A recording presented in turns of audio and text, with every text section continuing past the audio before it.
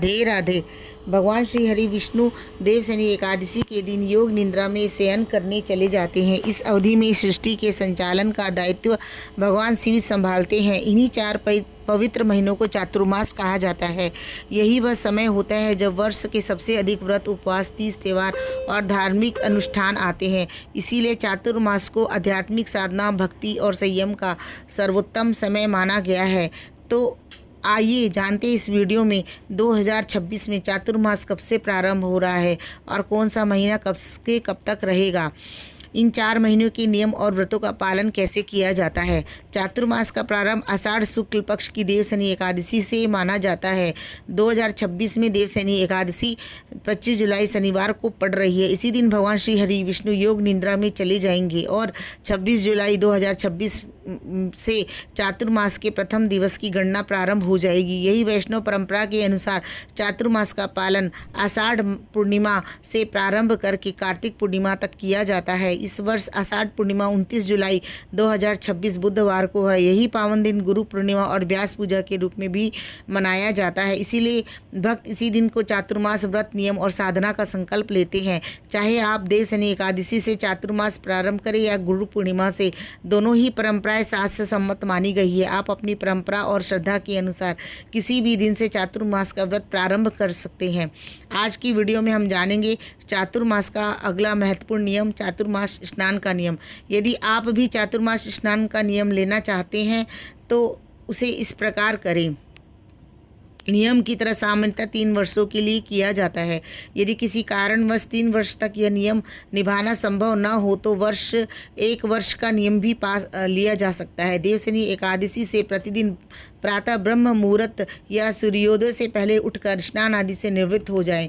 उसके बाद घर के मंदिर या ठाकुर जी की मंदिर में दीपक जलाकर भगवान की पूजा, आरती, कथा श्रवण करें। तुलसी जी की पूजा करें और संध्या के समय भी दीपक जलाकर आरती करें। देवशनि एकादशी से देव उठनी एकादशी तक एक समय सात्विक भोजन ग्रहण करें। लहसुन, प्याज तथा तामसिक भोजन का त्याग करें। जो मनुष्य चातुर्मास में प्रतिदिन मंदिर में झाड़ू लगाते हैं, जल से धोते हैं और गोबर से लीप कर मंदिर की सेवा करते हैं, उन्हें भी अनेक जन्मों तक श्रेष्ठ कुल में जन्म लेने का पुण्य प्राप्त होता है। जो भक्त भगवान को दूध, दही, घी, शहद, मिश्री से पंचामृत स्नान कराते हैं, उन्हें महान पुण्य की प्राप्ति होती है। जो श्रद्धापूर्वक ब्राह्मण को भूमि आदि का दान करते हैं, वे वैभवशाली होकर अंत में स्वर्ग में इंद्र के समान सुख भोगते हैं।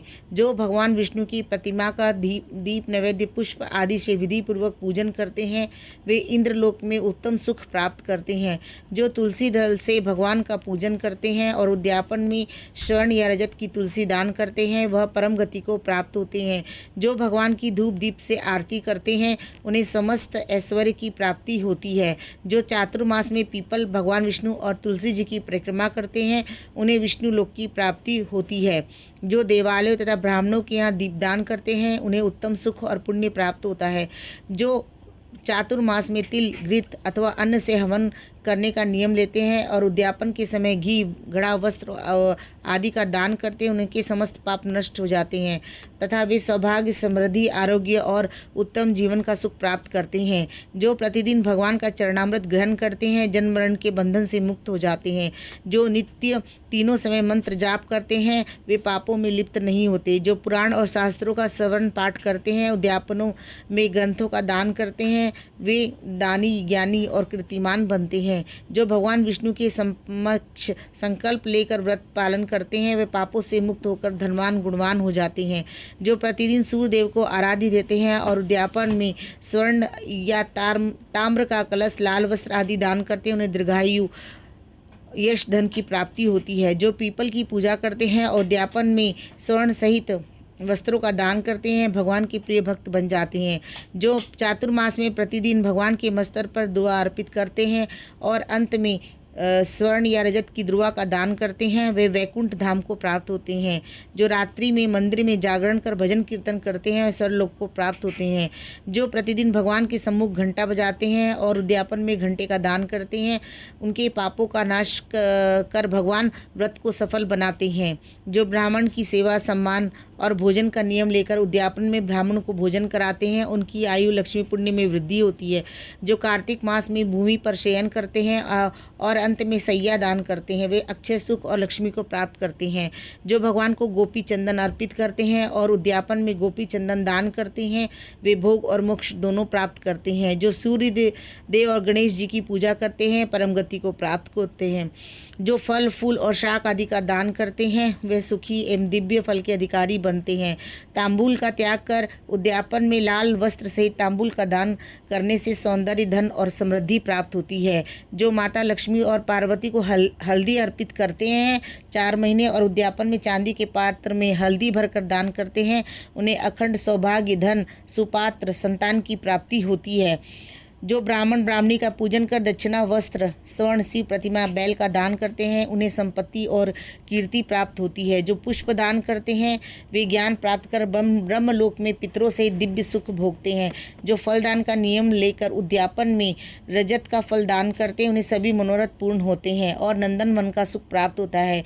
जो पतलों पर भोजन करते हैं और उद्यापन में कांसे के पात्र एवं वस्त्रों का दान करते हैं और बर्तनों का दान करते हैं, उन्हें महान पुण्य प्राप्त होता है। जो तेल का त्याग करते हैं और अंत में कांसे या मिट्टी के पात्र में तेल भर कर दान करते हैं, उनके समस्त पाप नष्ट हो जाते हैं। जो दूध का त्याग कर उद्यापन में गौ अथवा सामर्थ्य के अनुसार रजत की गाय बछड़े का दान करते हैं, वे विष्णु लोक को प्राप्त होते हैं। जो नित्य भजन कीर्तन करते हैं, ब्राह्मण को भोजन कराते हैं, उन्हें शिव लोक की प्राप्ति होती है। एक समय भोजन करते हैं, भूखों को भोजन कराते हैं, भगवान के पूजन भजन में समय लगाते हैं और भूमि पर शयन करते हैं, वे ऐश्वर्य और लक्ष्मी को प्राप्त करते हैं। जो शाक का त्याग कर उद्यापन में चांदी के पात्र में 10 प्रकार के शाकों का दान वेद पाठी ब्राह्मण को करते हैं, उत्तम फल प्राप्त होता है। जो गेहूँ का त्याग कर उद्यापन में स्वर्ण या रजत के गेहूँ का दान करते हैं, उन्हें विशेष पुण्य की प्राप्ति होती है।